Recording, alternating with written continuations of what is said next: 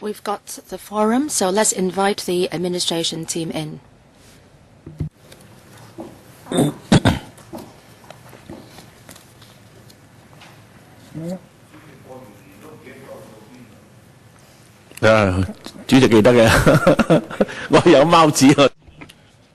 I know that where we've been up to last time, we haven't got to the clause-by-clause scrutiny yet. Last time we talked to representatives from the sector, and the government is now giving us a response paper, and we have to discuss that paper. Now, if we don't have too many questions, I hope very much to start the clause-by-clause scrutiny today.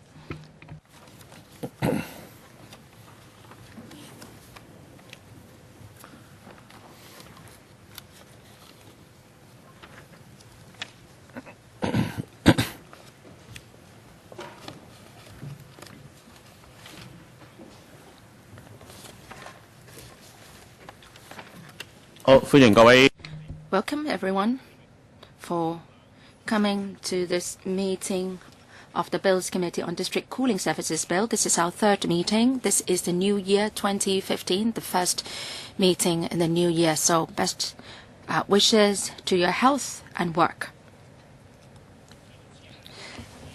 In the last meeting, which was held on the 16th of December, we have heard views from deputations on the bill. That day, the administration responded orally to certain issues, and after the meeting, the administration has also given us a response to views expressed by the deputations and also views expressed by the members. So the response is outlined in CB 1398/1415-02. Now, I would like to invite the government representatives to take us through the paper, and then I'll open the floor to questions by members on the paper. So, PAS, can you take us through the paper? All the details are given in the paper, so I would highlight the salient points. First, members are concerned about whether rebate will be provided when actual performance is not met, whether monetary compensation will be given out. There have been many safeguards built into the DCS to ensure its reliability. So based on past experience, the reliability rate reaches 99%. So perhaps I'll defer to Mr. Lai to give us more details on the issue of reliability. Mr. Lai. Thank you, Chairman. In the design of the DCS, we have taken reference from similar models overseas. This is a large-scale centralized air cooling system. Upon completion of the project, there will be about 26 chillers. Well, in a normal building, there are only 2 to 3 chillers. So the refrigeration capacity is much larger. And there are also many standby chillers as well. With regard to the supply of chilled water, we have this ring-type distribution piping network and also standby pipe networks. With regard to electricity supply, we ensure that there is power supply to be provided independently. So in case of failure of one system, there is a standby system to back up. We have engaged a very experienced operator to operate this system, and it has operated similar systems in Europe and Singapore.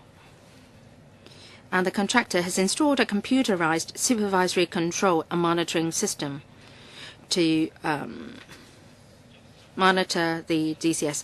So compared to similar systems in Singapore, they have a reliability rate of 99%. And since our commissioning in 2013, we haven't had one single failure. So you can rest assured that we are very reliable.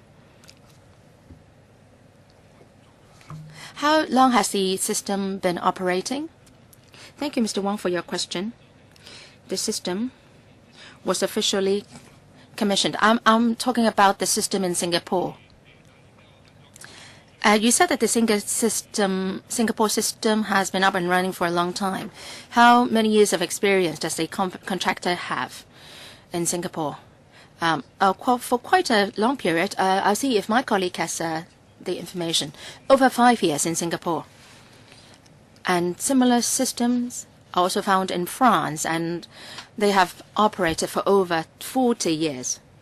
Is the same contractor, same operator, right? Yes. All right, please continue. Thank you very much. PAS, please continue. So on the issue of rebate, we have taken reference from other public utilities in Hong Kong, including water and electricity supply. So there has not been any rebate arrangement. So this arrangement of us is in line with that of other utilities in Hong Kong, i.e., in case of suspension, there will not be any rebate. The next point is about the composition of the appeal board. We have heard views that the professional bodies believe that there should be a professional sitting on the appeal board. We agree with that. And in fact, as provided under Clause 24 of the bill, it is set out clearly that the appeal board panel will have no more than 4 members, each of whom is a corporate member of the HKIE in one or more of the electrical, mechanical, and building services disciplines. So we can ensure that an adequate number of professionals will sit on the appeal board panel. Next point is on the accuracy of meters. Now,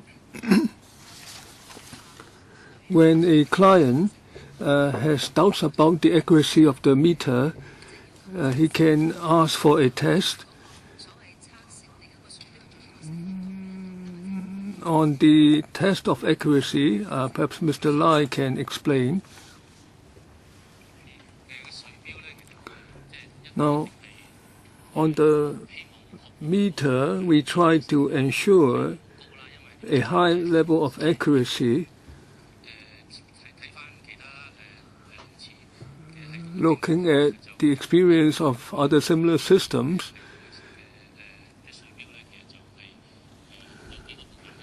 now, normally the meter consists of several parts. We measure not just the flow, but also the temperature, and we convert into the cooling capacity.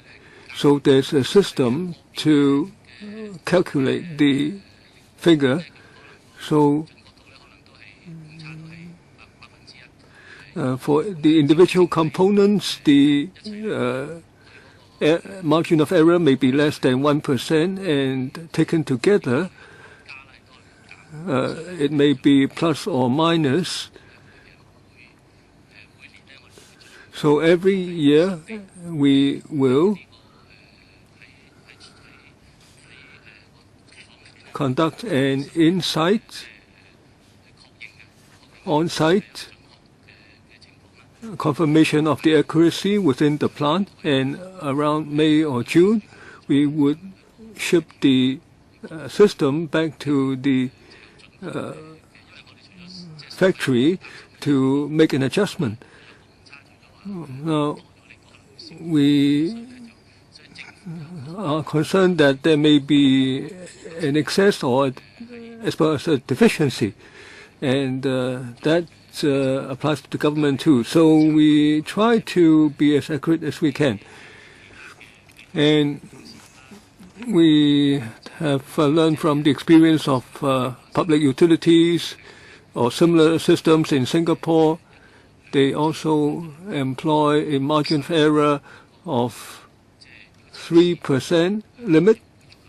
Now, if the client wants a test, if the margin of error is less than 3%, the client will have to bear the cost. If it's over 3%, we will bear the cost of the test. This is to ensure that the meter is accurate. Mr. Wong Teng Kwong, a question on details. Now, I've been dealing with the water authority.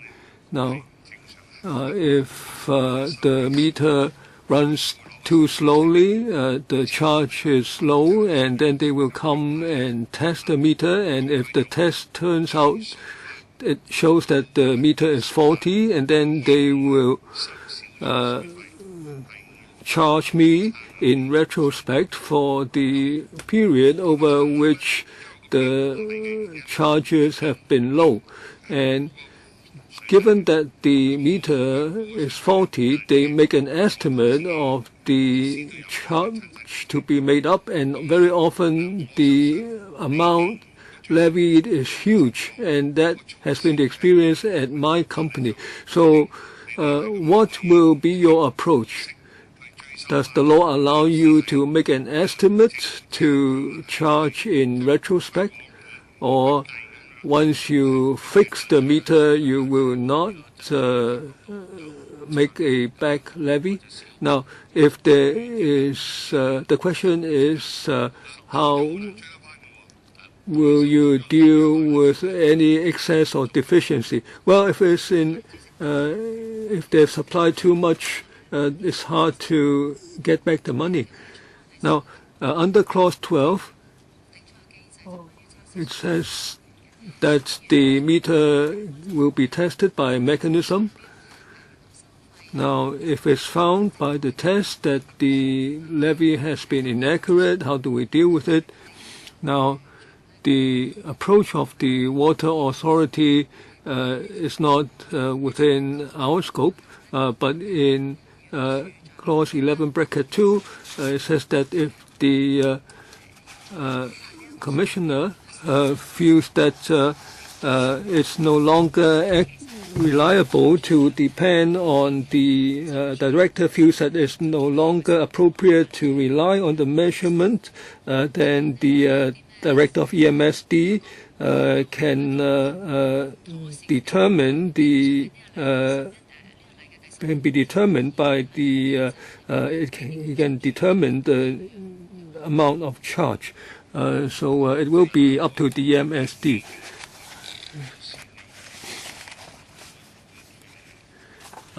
So it's up to the EMSD to deal with it. Thank you for the question.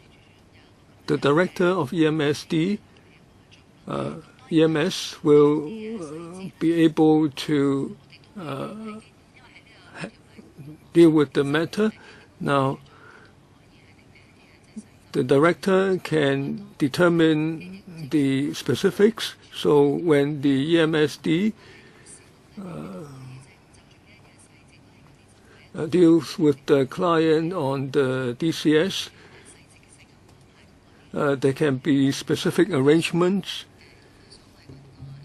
and that can be written into the terms of the supply of the electricity, of the power. Next, we see that there have been comments that there should be a real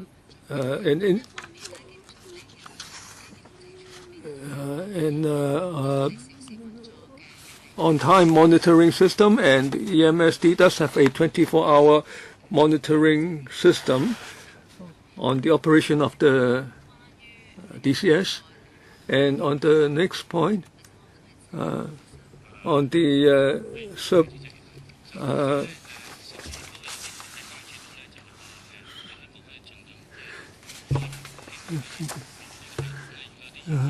Now, use of residual heat. Now, the industry feels that the residual heat should be utilized. Now, we looked at this system in the design. Now, this is actually low efficiency heat. It's only 40 degrees now. So if we want to use the residual heat, first we have to see whether there is demand from other buildings in the district for such residual heat, and if it's low efficiency heat, only 40 odd degrees, then you have to reheat it and you have to invest. So the efficacy is not very high. However, we can't rule out the possibility. And so we have to see whether there will be other developments in the Kai-Tak development. For instance, there might be hotels or other sources of demand for such residual heat. Next, please. Next topic, please. Now, on the exemption for GFA or GFA concessions. Now, if a building wants to have a backup system in return for GFA concessions, well, of course, they can apply to the buildings department for concessions, and the department will then follow the building ordinance and the practice notes for the accredited persons. Now, very often it's not easy to get these concessions, but for certain important equipment, if the building needs a backup system, then so long as the building's ordinance and practice notes are complied with, they will be able to get the concessions, but they have to supply the grounds, and the buildings department will also take into account the views of the EMSD. Now, on the next point, now some commenters felt that if the buildings make use of less heat than provided under the contract, will they get some kind of rebate? Now, looking at Clause 5 of the bill, it already allows some buildings using the DCS to adjust the contract supply. If they find that they use less than the contracted supply, they can ask to make an adjustment with the EMSD. Now, on whether we would provide a rebate if they use less than contracted, we don't think that's the best approach, because that might encourage those buildings to name a higher contracted supply demand or contracted level of demand in order to get a rebate. And there are also some comments who say to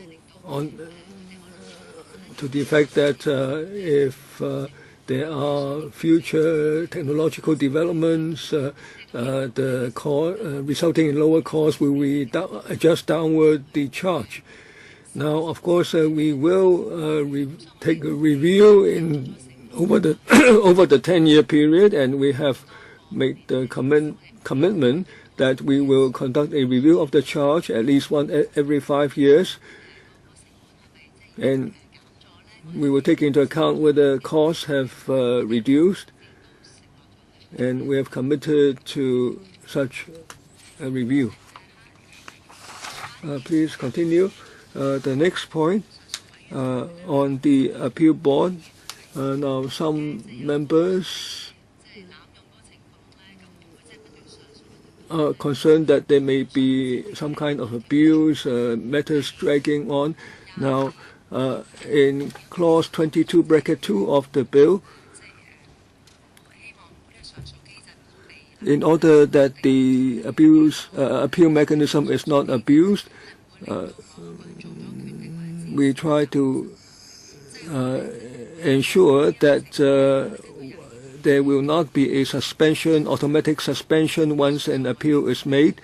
So people will not be able to make use of the appeal mechanism to create trouble because we say that the appeal will not affect the original decision, will not result in its suspension. Our next point on the individual users within a building. Now, if they create problems, will the bill be able to deal with these uncooperative tenants or occupants? Now, clause 4 makes clear that the cooling service, the users are buildings.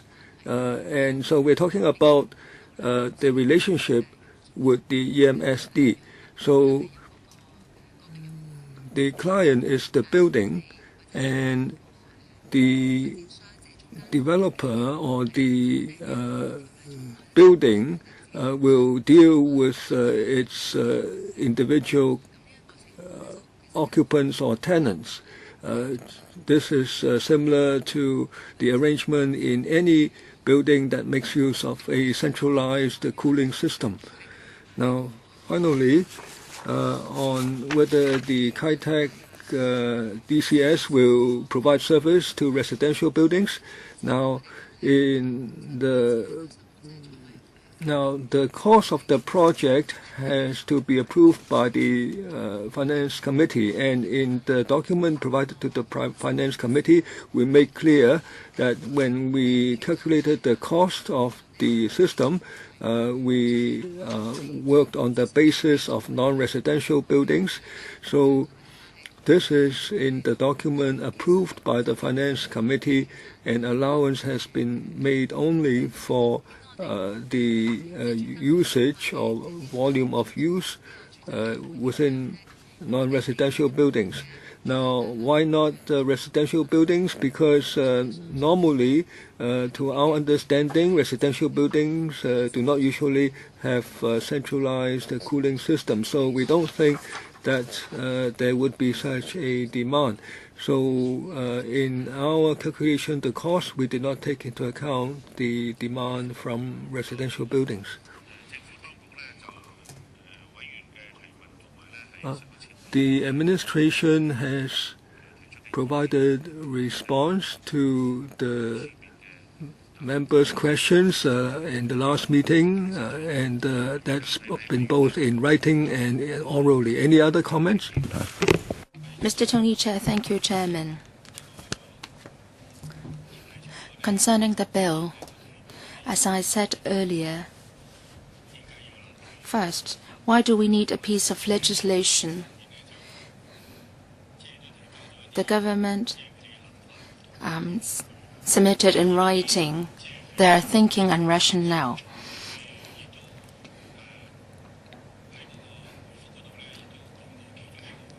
And they quoted a certain case to back up their arguments.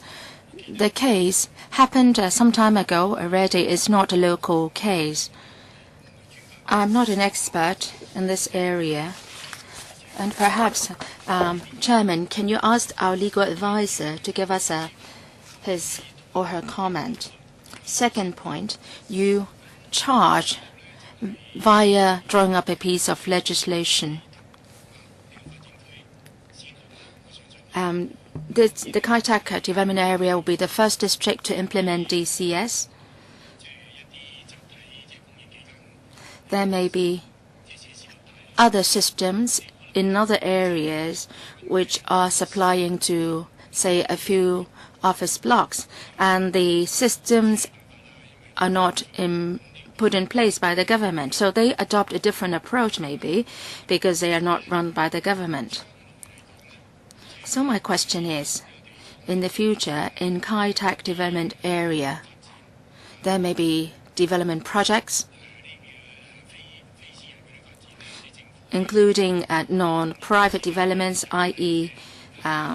government developments, and non-domestic developments. So is it the case that in the conditions of land sale, that there is a requirement that the developers should use the DCS?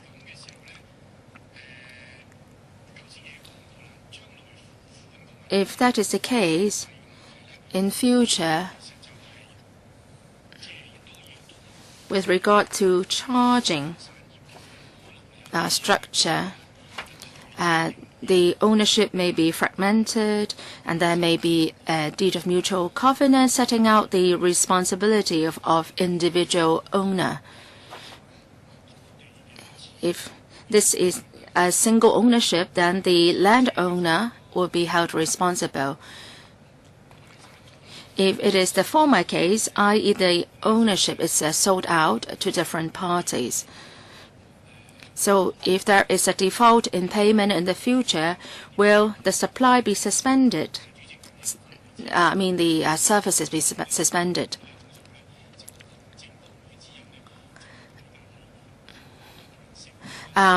Compared to administrative guidelines, legislation may not be very flexible. We are talking about a very long period here. Apart from the bill, you said that there are certain requirements in the conditions of land sale. If the conditions are well written, are complied with, you may be able to achieve the desired results. And the conditions of land sale are therefore very important because of this.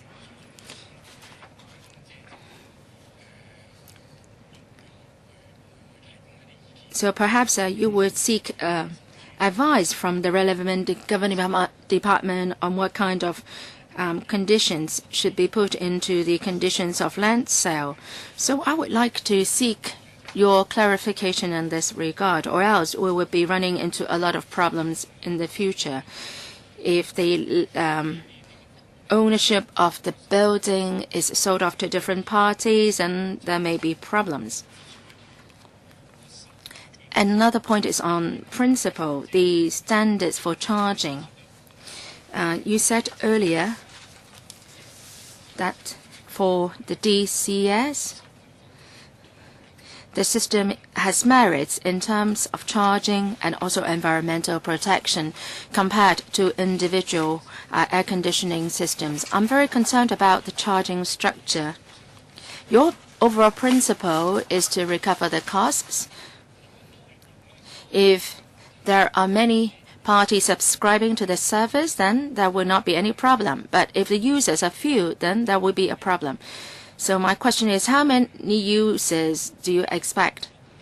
Of course, you can make it mandatory for people to use your service, but then you are talking about a recovery period of 30 years.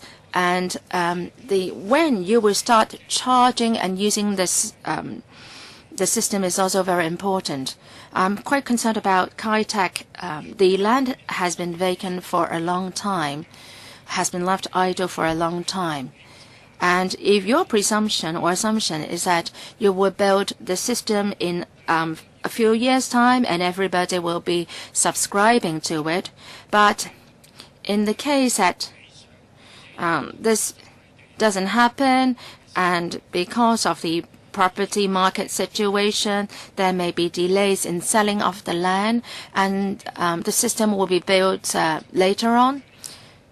So you may be having a lower demand than envisaged. So for the early users, will they be shouldering a larger burden, and they will be charged a higher fee? So if the government doesn't have a pledge on the charge, then there will be a problem. Of course, you have already a calculation formula and you set a certain charging level today, and then you stick to it, then that's very clear. And then if you want to make adjustment in the future, then you are doing it under a certain formula, say based on the CCPI and so on and so forth. Well, that's good if you go by that approach. But then if there are changes in the government's land sale program, and then the charges may vary. So the early users will be made the scapegoat, and they have to pay a higher fee because of changes in the property market and the land sale program. So that would not be good. So can the government share with us your thinking on how will you deal with the situations I mentioned? You've got two questions. The first one is about the charging of the DCS. Why do we need a piece of legislation? Actually, that point was covered in earlier meetings. Perhaps I'll now ask our legal advisor, Ms. Lee, to share her thoughts with us after having heard what the government has said earlier. In the last meeting, the government has submitted a paper 343/1415/03, and in the paper the government has threshed out the rationale behind the McCarthy case.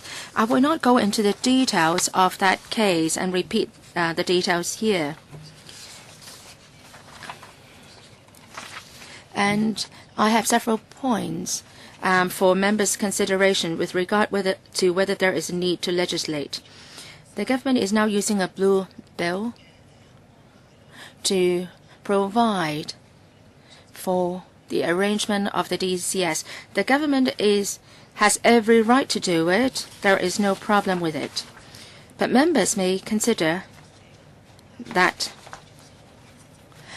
if we go by administrative arrangement, we may have more flexibility. But if we go by legislation, there will be more certainty. Let me cite a few examples. We will have some arrangements with approved consumers. So if we have an ordinance, then we would be calculating a certain charge based on what is set out in the ordinance. And that can avoid a situation whereby the government will be giving individual consumers certain concessions based on the personal relationship with the consumers. If the consumers don't have a good relationship with the administration, the consumer may be charged a higher fee. So that may be the case when we go by administrative guidelines only and not legislation. So do we want certainty coming out from a piece of legislation? Secondly, the bill provides not only for the charging but also for penalty, appeal arrangements, and also sanctions. Criminal liability may be involved, and penalties and fines may be imposed. If we don't go by legislation, criminal liabilities cannot be sort of arranged and penalty can't be imposed, and then we can't provide for an appeal panel too. So overall, well, the government has every right under the law to go by the approach of legislation. And Mr.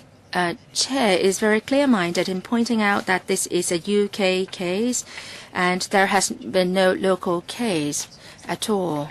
Perhaps we don't want to have any litigations, so that's why a legislative approach is recommended. And so everything is set out clearly in a piece of legislation. So I don't have any problem with that. I would like to add one more point. Ms. Lee referred to this paper, which was submitted to us in the last meeting. And earlier on, the government gave us a rather simple reply, just quoted a legal case, but In this latest paper, CB 1343-14-1503, more details have been given. So, put simply, our legal advisor, having considered all the factors set out by the government, recommends that the legislative approach is preferred. Indeed, I've also noticed that when we go to the clause-by-clause scrutiny, we would have an even clearer picture, because the bill provides not only for the charging structure, but also the appeal mechanism, and also inaccuracy of the meters, and how to deal with inaccuracies of the meters. So if we do it by the approach of legislation, then there is a high degree of certainty and disputes can be avoided, because everything is founded or given out in a piece of legislation. And Mr. Tony Chair has raised another question. Can I ask the PAS to respond? Can you speak closer to the mic? First question is about the number of buildings. The consumers in this bill are buildings, and Mr. Tony Chair is concerned about the ownership. In clause 41B, the consumer is not just the owner or occupier of the building, but also a person responsible for the management of the building. So in a building which has been sold off, so the management company will be the consumer of the DCS.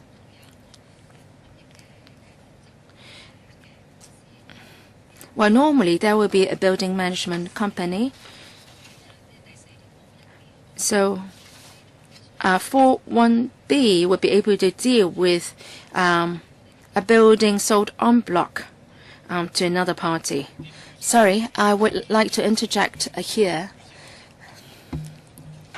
Chairman, the person, I should mention about the person responsible for the management of the building. We're now actually discussing the licensing of building management companies.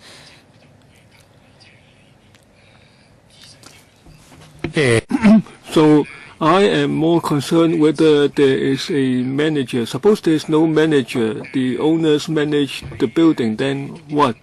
Now, of course, we can go into that in clause-by-clause scrutiny. Now, just now there was a question. I'd like the administration to address that. Now, the administration said that in the case of Kai-Tak, you're talking about buildings. Now, some buildings have to use your facilities on a mandatory basis. Is that right? Yes, Secretary? Now, that's not in the bill, or is that to be specified in the bill in the future? PAS? Now, on the mode of charge, we explained already. We have to deal with it in several steps. First, when we sell the land, we try to ensure that the non-residential buildings will make use of the DCS, and we propose that in the terms of land sale, we would stipulate that these buildings must be connected to the DCS. Now, back in 2012, we already consulted the Environmental Affairs Panel on this arrangement, and we found this to be feasible. Now, and in this document, you see that the charge is competitive. So when the terms of land sales stipulate that the buildings must be connected to the DCS, and also there are cost savings, and these buildings can also enjoy more flexibility in design. So I don't think they would not use the facility once they are already connected.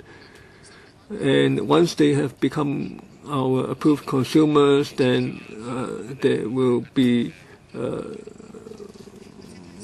our mechanism for levying the charge.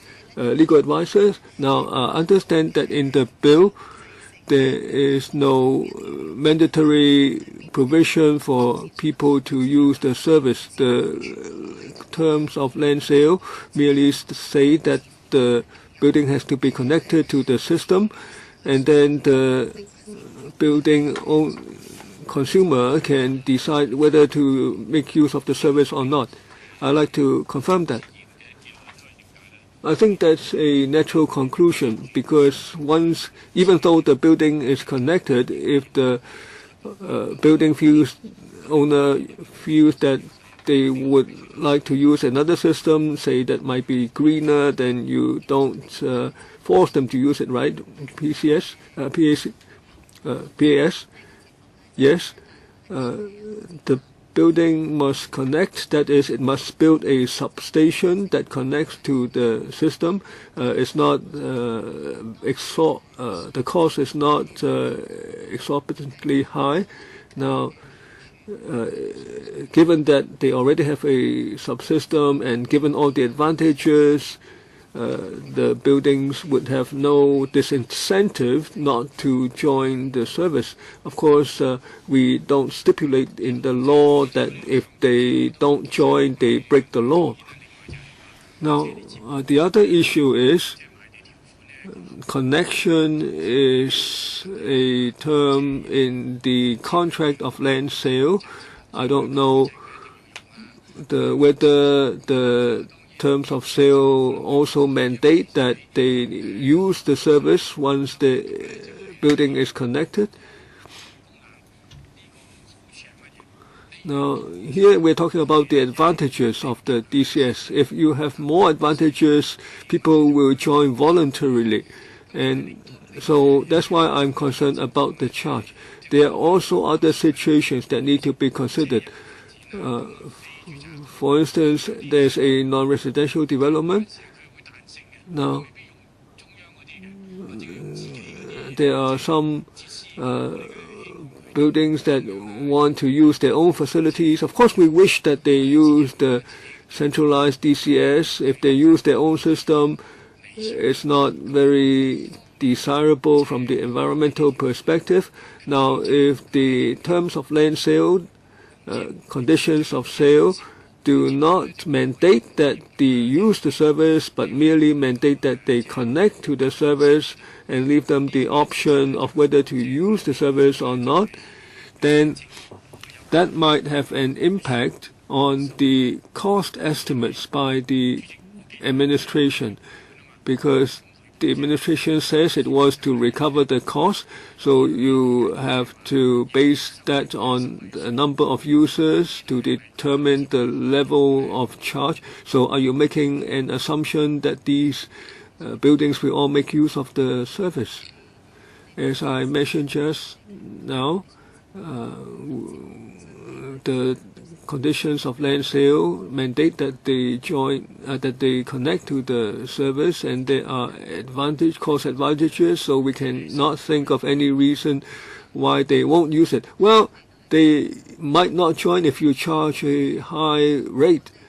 Now, well, we are already very competitive to energy efficient systems, water-cooled systems. We compare with the cost for water-cooled air conditioning systems. And now that's a energy efficient mode, and that's not available to every building in Hong Kong. So when we determine whether our levy is competitive, we compare with that energy efficient system, and our conclusion is that our charge is reasonable and competitive. Now, on the condition of land sale, now they will stipulate that there must be connection, and we've talked to the lands department on that. Now, to comply with this term, before the Lands Department issues the certificate of compliance, there must be connection via a substation. And so before the certificate is issued, they will, the Lands Department will consult the EMSD. So we do have that mechanism to make sure that the condition or term is complied with. When land in Kai-Tak development is sold, we have established this mechanism with Lands Department to ensure that the EMSD will be consulted and that there will be this term in the condition of sale. We can also talk about the charge. Now, Mr. Chair refer to the possibility when that if the Kai-Tak development proceeds slower than one expected, then it will affect your recovery of cost. And so you have a highly energy efficient system and it will have certain cost advantages. But if the development proceeds slower than you expected, then you might have to raise the cost or raise the charge. Let me explain. Now, for the Kai-Tak development, we expect that there will be different buildings making use of the DCS, government buildings, private commercial buildings, and so on, and other public sector buildings. Now, how about a departure from our estimates? Now, let me come to the figures. Now, for commercial buildings, they are about 64% of the DCS clientele. So over 30% of the floor area will be government buildings and public sector facilities. Now,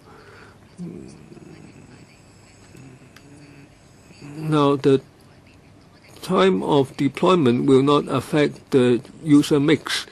So over 60% will be commercial buildings. Now we're talking about cost recovery within the next 30 years, and we base our estimate on the latest data. Now suppose there is some departure. If development is slower than expected, will there be a major impact? Now we're talking about recovery over 30 years. We are talking about the land sale over the next 30 years. Now there might be some adjustment, but we are working on the basis of cash flow over the next 30 years, and we use a rate of discount to arrive at the present value. So if there may be some buildings that are a bit slow, will that have a major impact over 30 years? Now, from our data, we see that there will be some impact, but it will not be serious. Now, if some unforeseen situation arises where the majority of the land is not sold, well, we don't really see that as a probability. Now, can they make a commitment that their charge will be lower than that of other systems? PAS. Now, you said that you're already comparing with the most efficient cooling systems, and that your charge is competitive on that basis. Now, will that indeed be your commitment? We commit that the charge will be competitive. That is, it will be competitive compared with other centralized cooling systems, and we have done that, made that commitment back a few years back, and when we went to the Finance Committee. So they've made that commitment. Now, because I already remembered I remember that I already worked on the Kai-Tak development in the 80s when I was still in the government, and now I've retired. So, and the airport has been relocated for almost 20 years. But I'm glad that the government has committed that the charge will be competitive. Now, there are not that many members here, so I have set no time limit on the duration of each question, but the questions are of concern to everyone, and I think there is sufficient time for the administration to clarify for us your conclusions of your analysis and your commitments. So I think that's time well spent. Now, if there are no further questions from other members, I think we can start the clause-by-clause scrutiny today. And I believe that in the course of clause-by-clause, we would be able to further clarify on some of the issues that we came across just now, and there may be new issues arising, but to be pragmatic, I think we can launch into the clause-by-clause scrutiny. Now, should we do the Chinese version first or English version, or the two together? I suggest that we can take the Chinese version first, and then after a short while we can check whether there should be any matters to be dealt with in the English version. So let's take the Chinese version first, and then we revisit the corresponding English passages. So will it be the PAS who will take us through the clauses?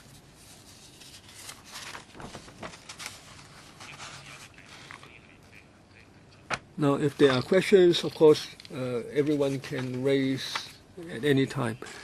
Perhaps we can look at clauses 1 to 3 in part 1. These are preliminary provisions. Now, we said that this bill, the Schedule 1, please speak closer to the mic. Thank you. We can look at part 1 first. That includes clauses 1 to 3, preliminary provisions, and it says that we use a schedule to outline the scope of application of the DCS.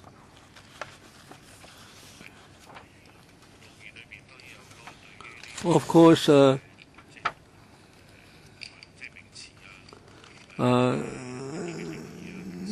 that is in the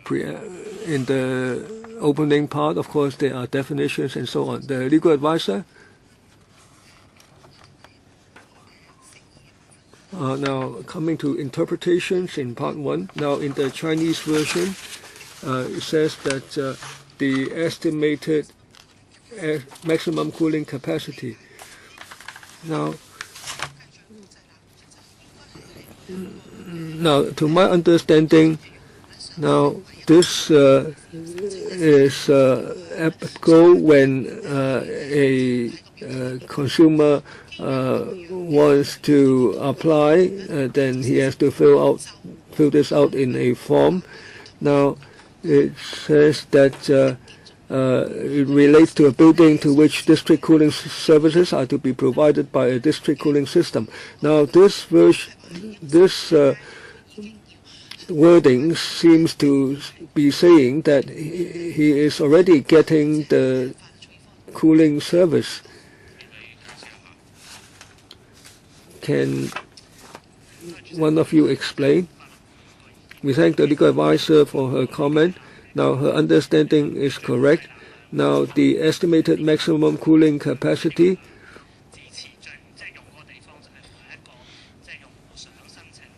now, if a user wants to become a consumer, he has to provide an estimated maximum cooling capacity. At that time, the building is not yet provided with the service. 其實都 But if you look at the context of that definition, we didn't say categorically that the building will definitely be supplied the services. So we can see clearly that it is still applies to the application stage, and that we don't say that the building is definitely going to be provided with the services. I think if I look at the English version, it's clearer. It is to be provided, to be demanded. But in the Chinese version,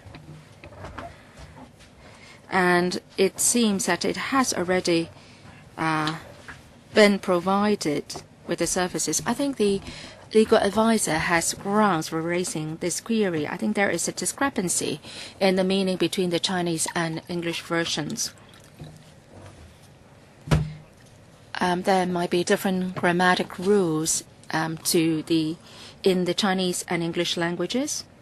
So having heard your views, I would see if there is a better way of drafting this interpretation which can address your query.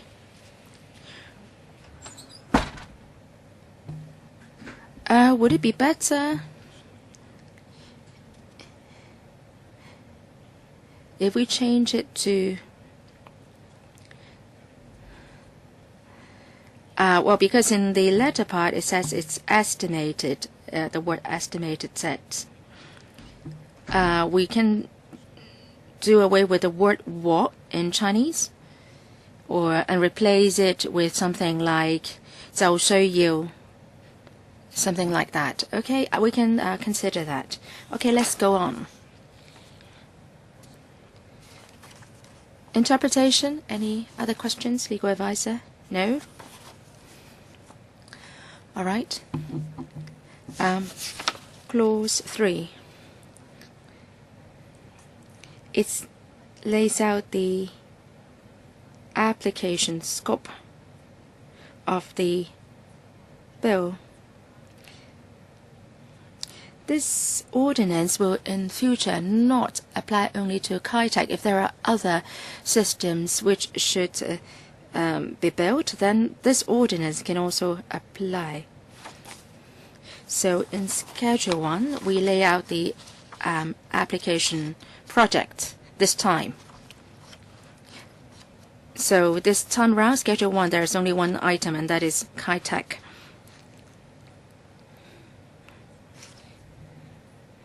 Schedule 1 sets out the area of Kai-Tak development.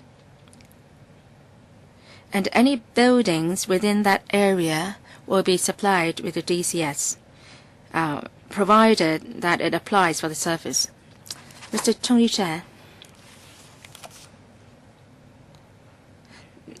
there should be a certain plan for the area. There are boundaries to the plan, and within those boundaries, any buildings within those boundaries can apply for DCS. And the ultimate decision of whether to grant the use of DCS will rest with the Director of EMS, right? PAS? Schedule 1 mentions the application area, and that would be a plan setting out the boundaries. Within the boundaries of the plan,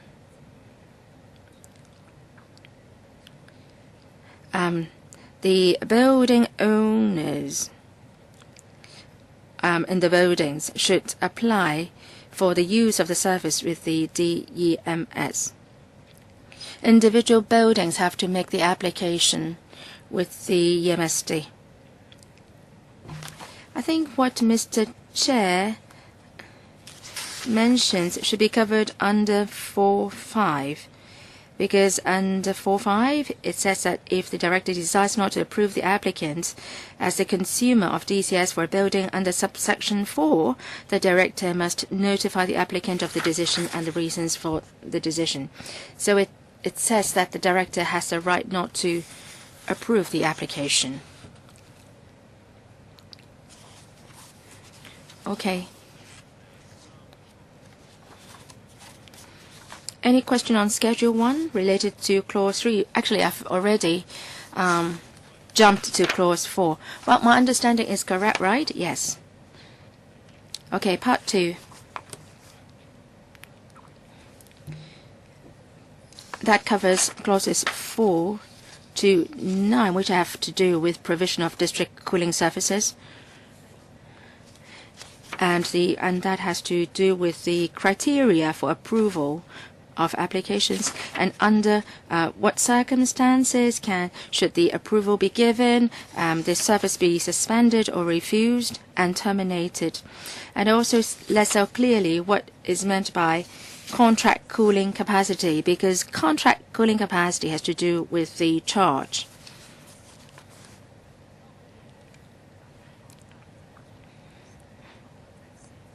Clause 4. Approval of consumer of district cooling services. There are two types of consumers. One is the owner or occupier of the building. Now, if the owner sells off the building to some other party, then the consumer may be the person responsible for the management of the building, and normally it is the management company. If members don't have any further questions, let's move on to 4(2). It stipulates that the applicant must include in the specified form the estimated maximum cooling capacity of the building, which we discussed just now. And that forms the basis of the capacity charge.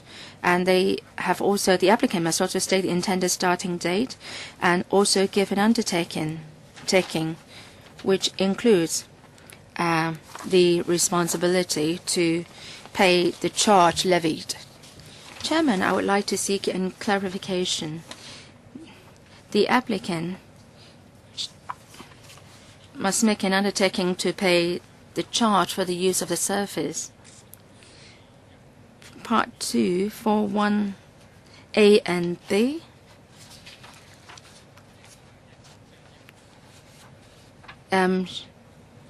Is it an either-or case? And that is to say, the occupier can also make the application. P.S. Well, the person responsible for the building may be the owner, the occupier, or responsible for the management of the building. So these people can make an application for consideration by the EMSD. It's not the case that it must be the owner who makes the application. The property developer, say, may own a certain property management company, and then this property management company can make an application for that building.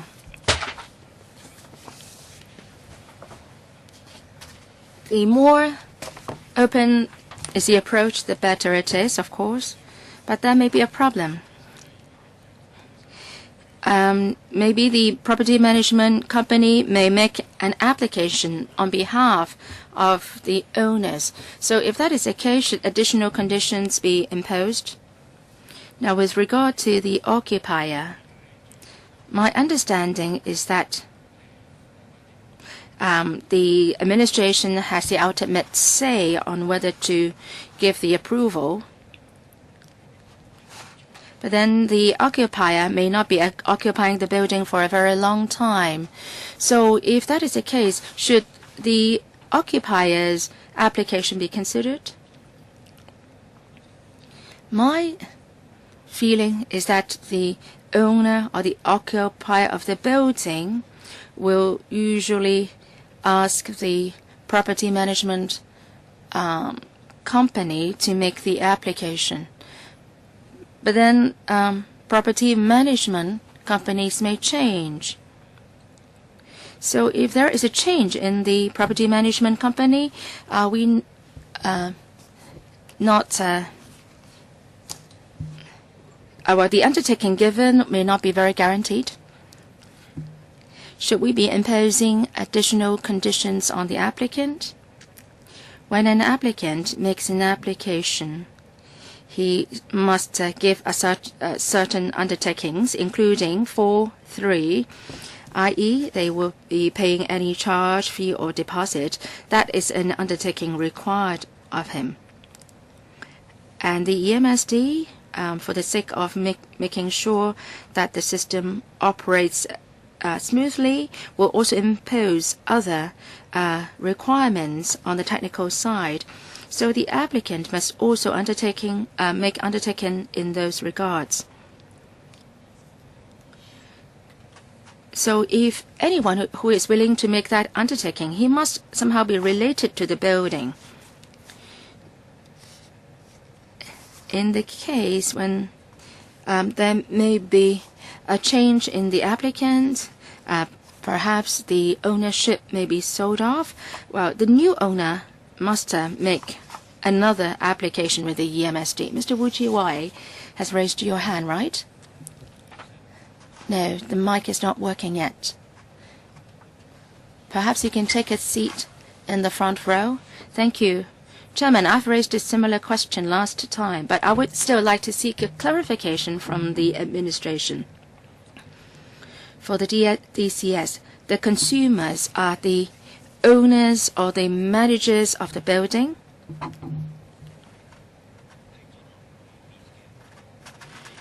Within the building, there may be individual tenants or users, and their behavior may be something beyond our control.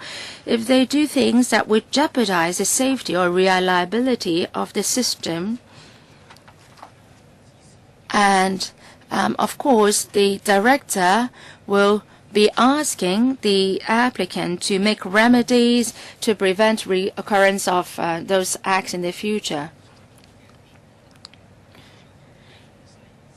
If that is the case, if individual tenants may do things which will jeopardize the system, will that act lead to a sort of suspension of the service from the DCS? I would like to be clearer about the relationship between the individual tenant and the building owner and managers. Well, thank you, Mr. Wu, for your question. DCS is no different from an ordinary centralized air conditioning system. For a centralized air conditioning system, it may be installed within the building, but we are talking about DCS, which are replacing the individual units in the building, and there may be heat exchangers installed, and for the individual network pipes which will connect to the different floors, those have to be installed by the individual owner of the building. So that works in the same way as a individual centralized air conditioning system of the building. I don't think individual tenants can do anything which may jeopardize the DCS. The property management company is obliged to take care of how the system will work within the building, the distribution of the chilled water and the hot water and so on. And as what was mentioned previously, the individual building may opt not to use the DCS at all. So the arrangement between the individual tenant and the building owner will not affect the DCS. The heat exchange will be able to supply chilled water. That's what we do. Now, technically, the building needs to have its own system because the central cooling system doesn't supply cold air, it supplies chilled water, so it needs a heat exchange. So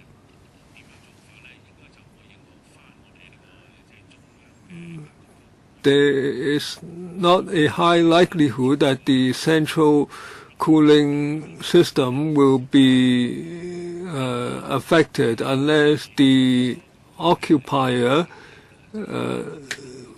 tries to deliberately to make a hole in the system.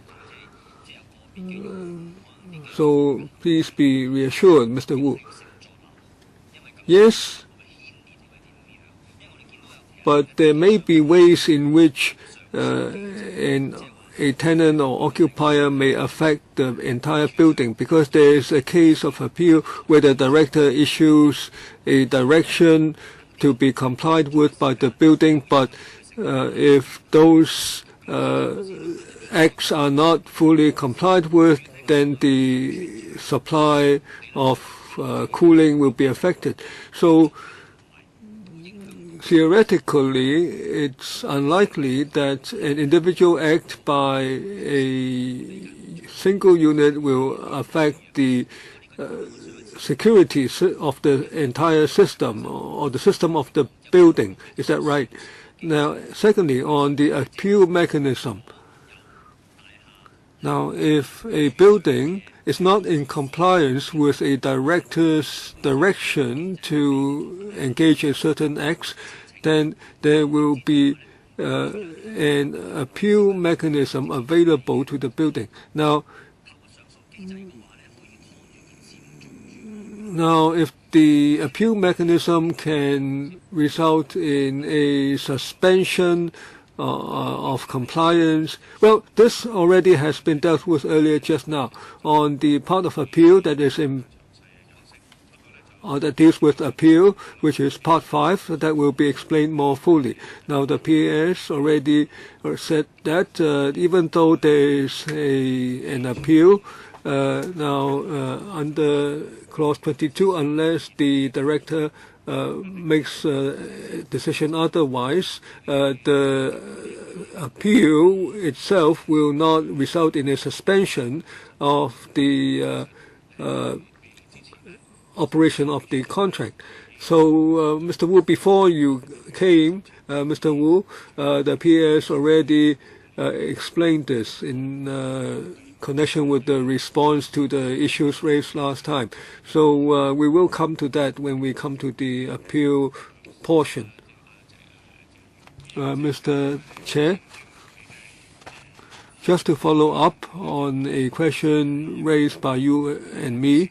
Now, on the undertaking, now the applicant made an application, and then the person responsible for managing the building, well, normally it's the property management company that manages the public areas of the building. Now, the cooling system is a facility for common use by the building, so that's managed by the manager. Now,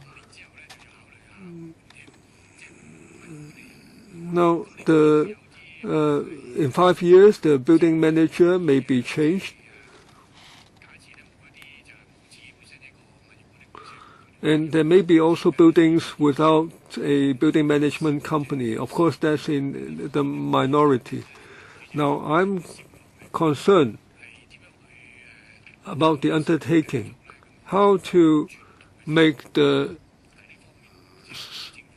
undertaking continuous if there is a change in manager or whatever.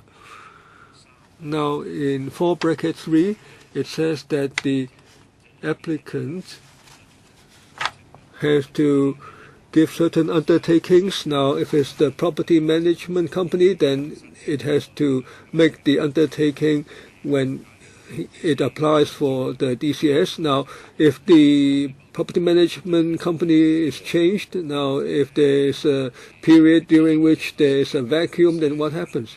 Now, very often there's a property management for one building, one company for that building, and there may be cases where property management companies don't do well and they wind up. So there may be period of vacuum when there's no new property manager taking over. P.S. Perhaps Mr. Lai can explain. We thank the Chairman and Mr. Chair for his question. Now, basically, in our estimation, the DCS will be provided mainly to commercial users in the high-tech development and also to government and public sector buildings. So there's not much problem with the latter. Now, for the other non-commercial, non-residential users, they are maybe hotels or commercial buildings. Now, normally there would be property management companies. Now, however, there may be a change in the property management company. So when the application is made in the name of the property management company, we will have a contract binding upon the property manager to provide the service. Now, if the property management company is to be changed, there is a mechanism for change from one company to another, and we will commit to dealing with the change expeditiously. Change of property management company. In cases where there are no property management company and the management is by the owner or occupier, in any case, we deal with whoever represents the building, that is maybe the property management company or the owner or the occupier, and we will sign the contract with them as quickly as possible.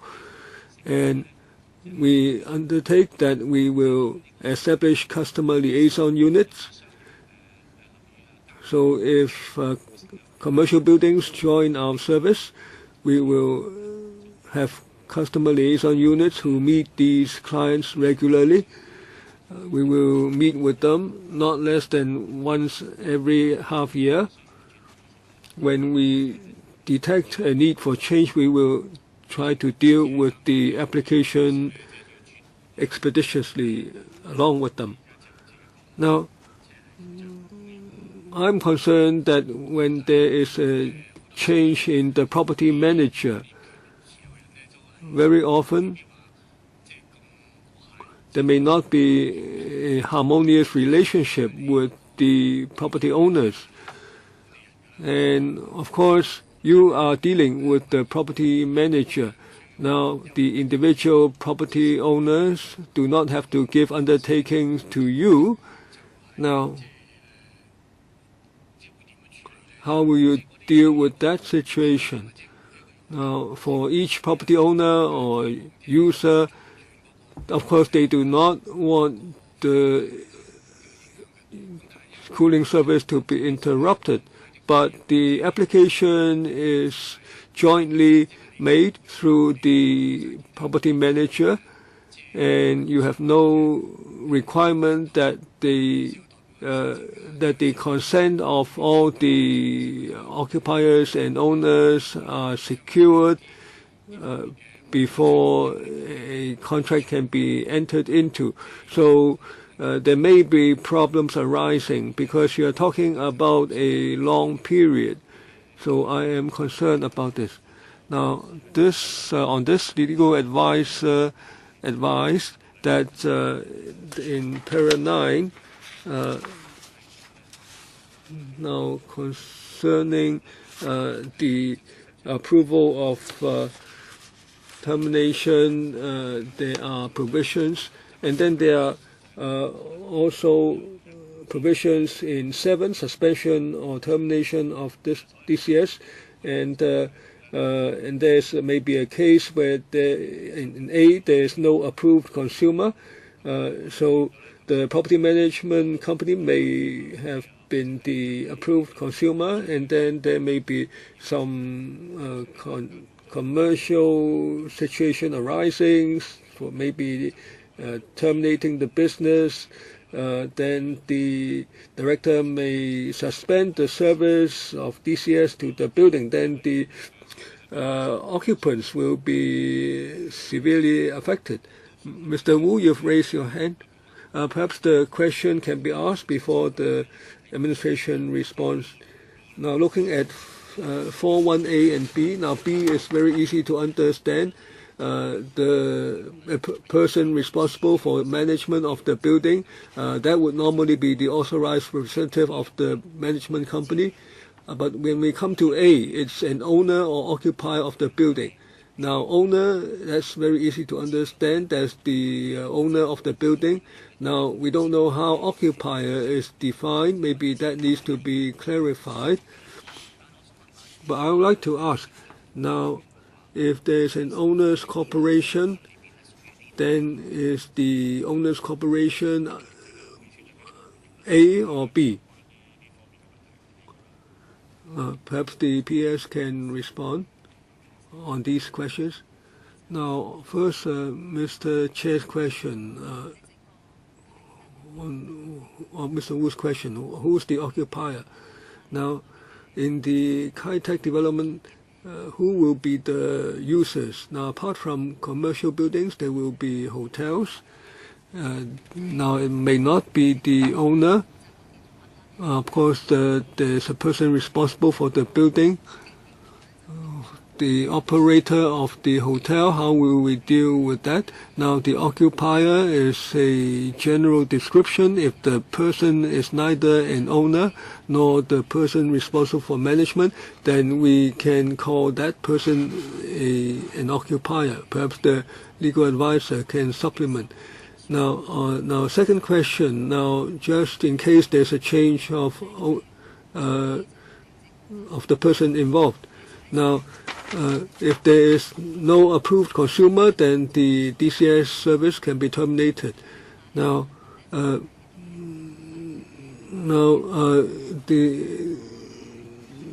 we're talking about users who have been paying the charge. Now, if there is no approved consumer, then there is no more payment for the DCS. Then, if there is no payment of the charge, then the natural conclusion is that the service of DCS will have to be terminated. Now, but even if the person responsible is changed, now for many public utilities,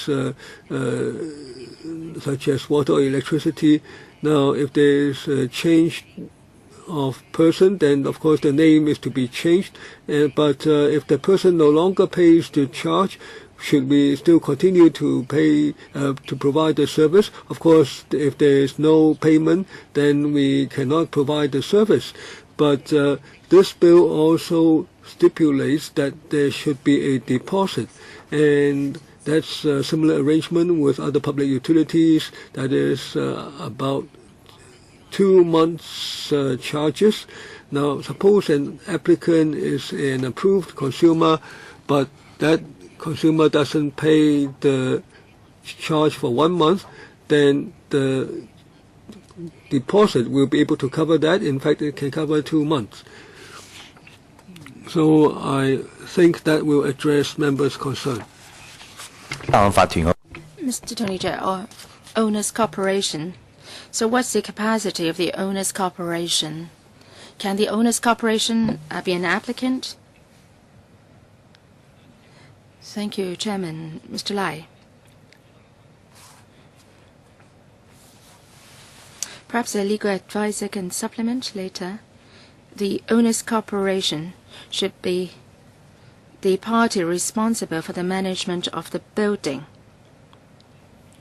So they should be covered under B. So can the legal advisor confirm that? This is an important issue.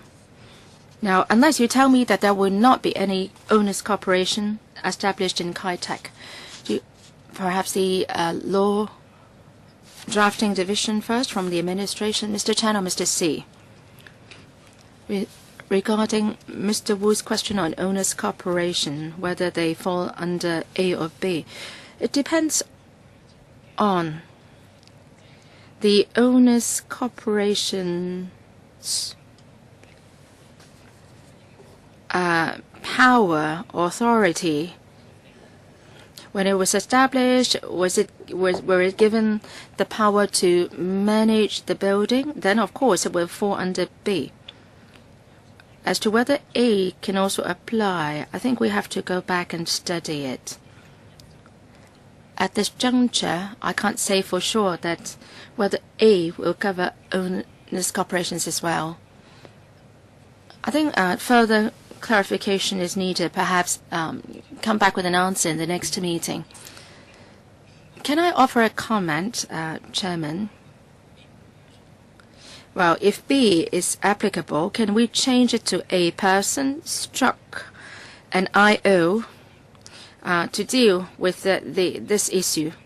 I think you have to give it further thoughts. Incorporated owners, IOs, then if we put that in, then that would make things clearer. Why do we have to deal with this issue? Now, because if problems arise, who should be held accountable?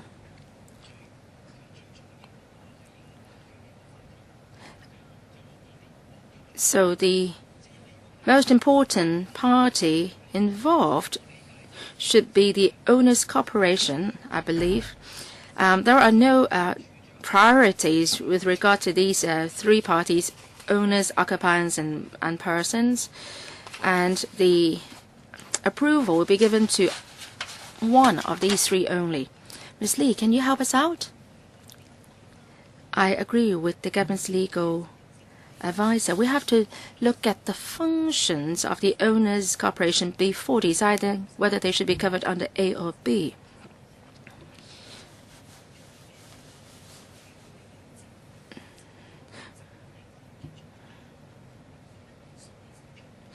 Well, it's not the case that any owner, occupier, or person responsible for the management of the building can sort of casually apply for the use.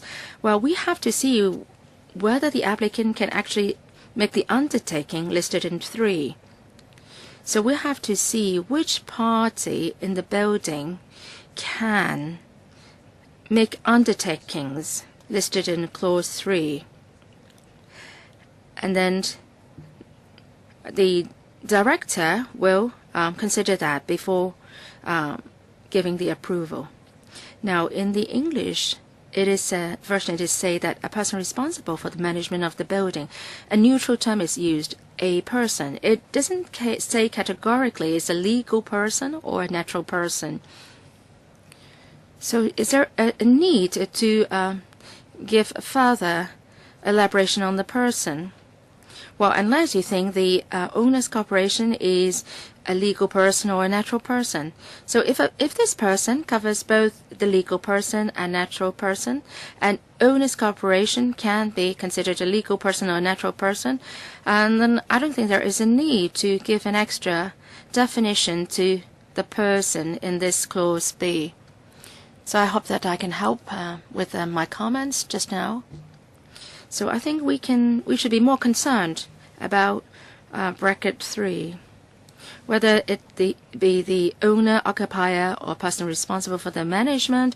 The applicant should be able to make the undertaking, the 3 undertakings listed in subclause 3.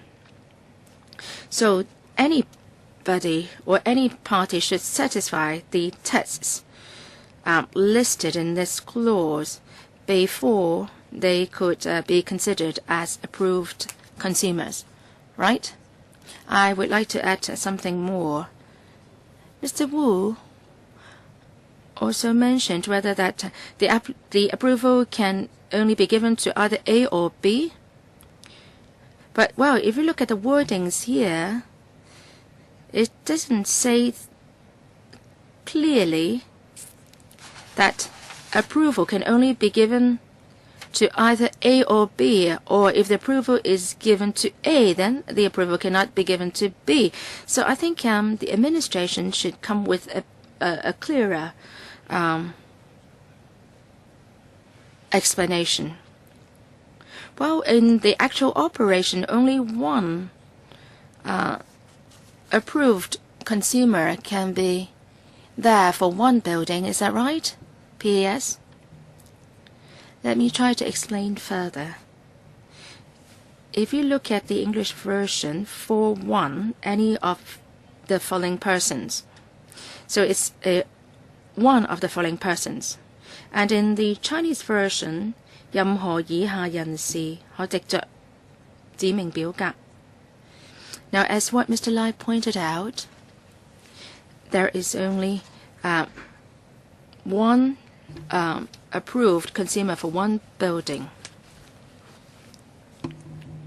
In actual operation, the consumer has heavy responsibilities, and he should pay the charge, and he should be responsible for design and maintenance of the facilities.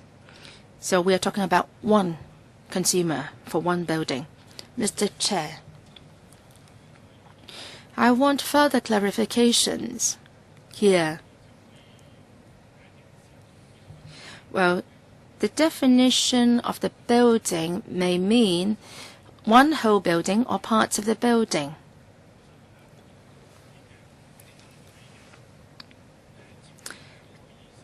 Say, individual occupiers of the building may also make an application, right? Now, let me cite this example for a hotel. For example, the hotel owner can make an application, and then the owner of the shopping center within that building can also make an other application. Is that right? Mr. Wu Chi-wai, the question I'm going to raise is related to other parts of the bill.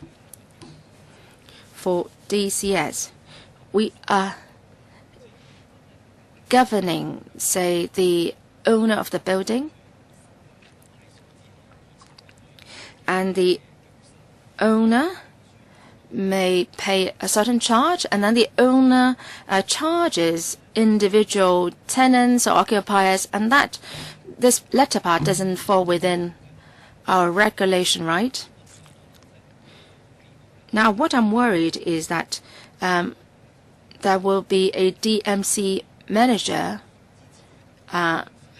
before an owners corporation is established, and then this DMC manager will make an application for the DCS. And now, and after the owners corporation is established, there will be another group of manager. After an owners corporation is established, the owners corporation can override the DMC manager.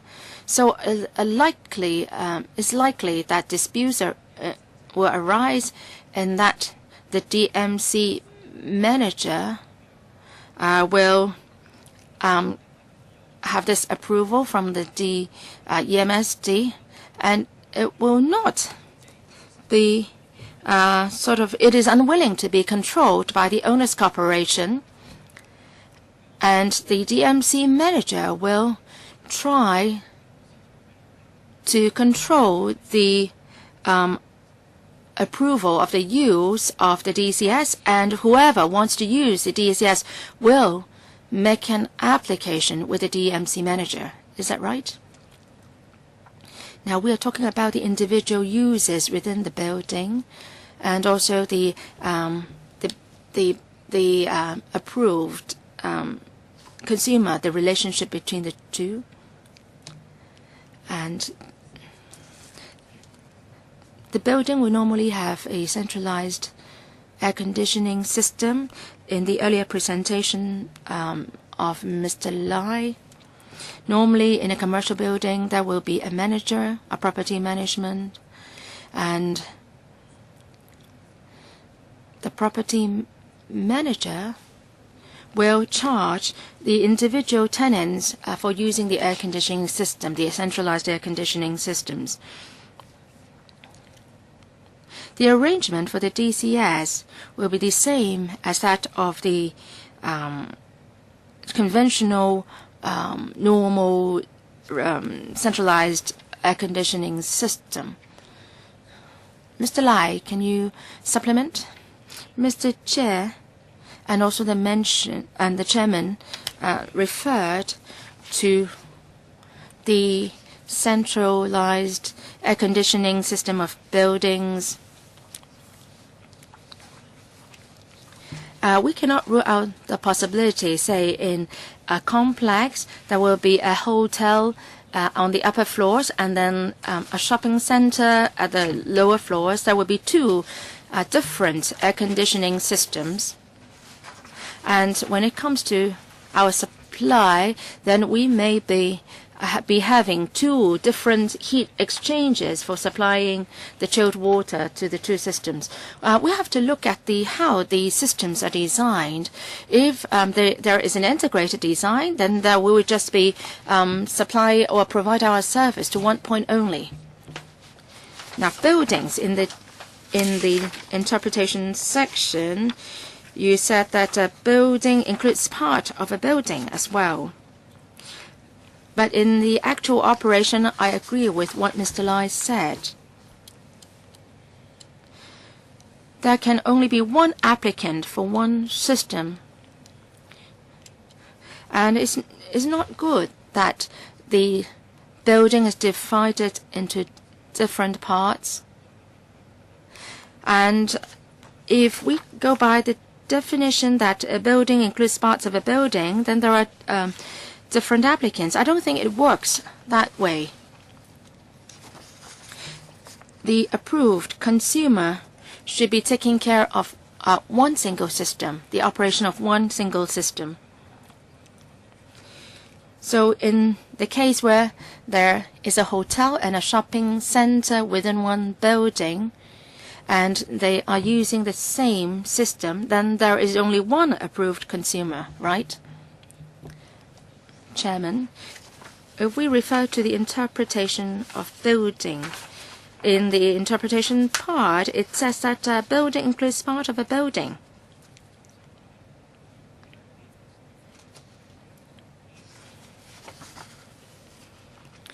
So if I go by the approach I suggested, then will that conflict with the definition of building in the interpretation part? The chairman referred to the definition of building here, which includes part of a building. And why did we come with that definition? That has to cater to what Mr. Lai said, that within the same building there might be two different cooling systems. So the owners or the managers of these two different systems can independently apply to be a consumer of DCS. And in clause 4.1, we state that they are applying for approval as a consumer of the district cooling services for a building. So in the application, the applicant must state clearly which parts of the building he is applying for the use of DCS. I'll try to be of help. Now, looking at clause 4, it seems that the bill doesn't stipulate that can be only one person in the building that qualifies.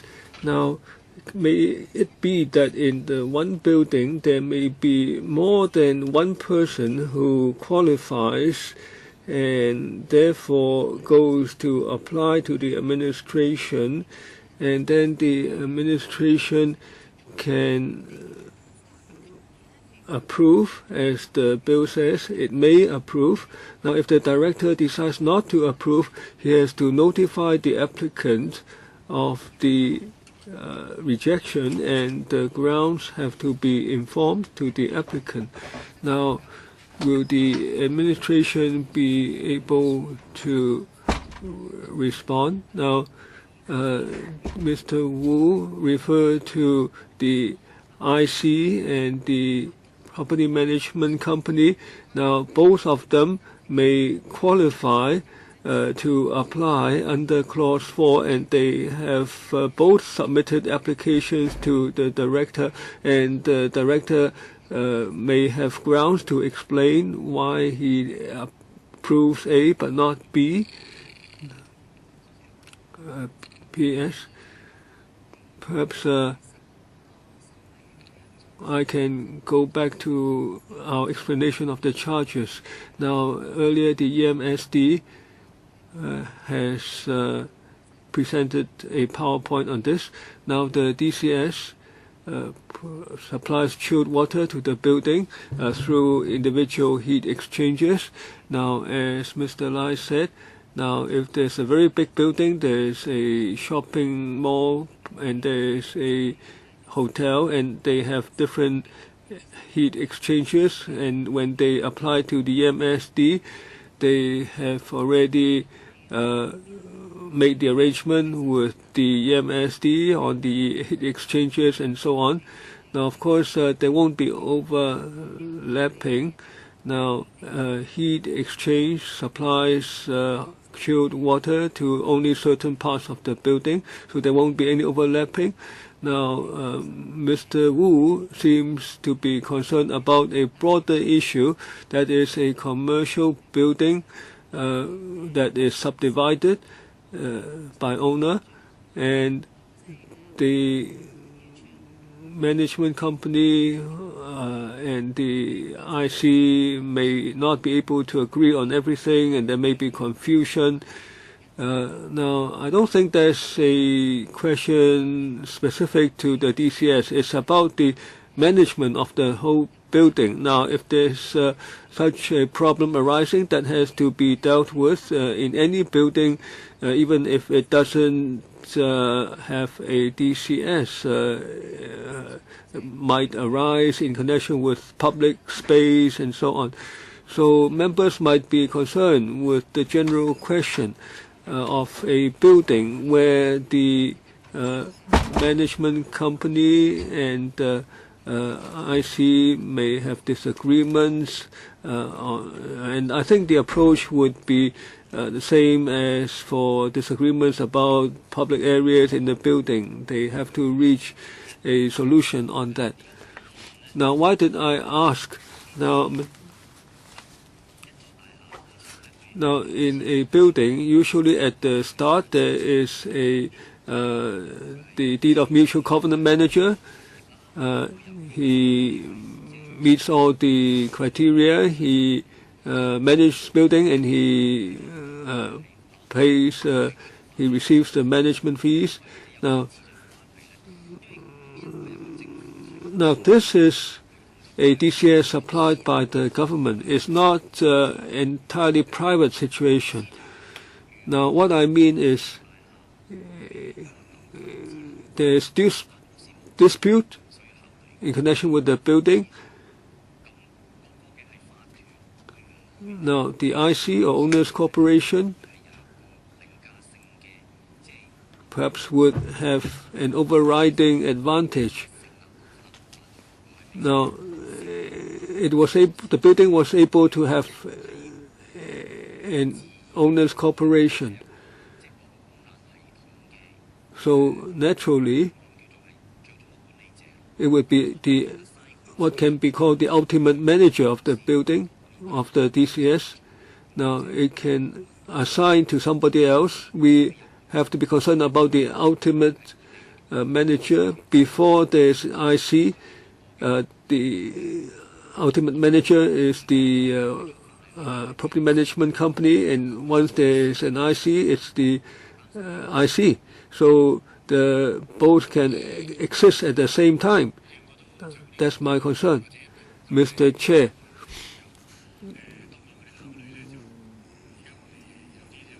I think my question can also be answered at the same time. Now, here we're talking about new buildings.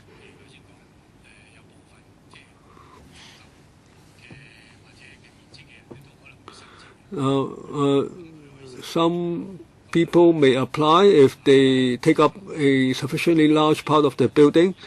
Now we are all clear about the occupier of the building. Now there's only one occupier. There can't be two occupiers at the same time. Now,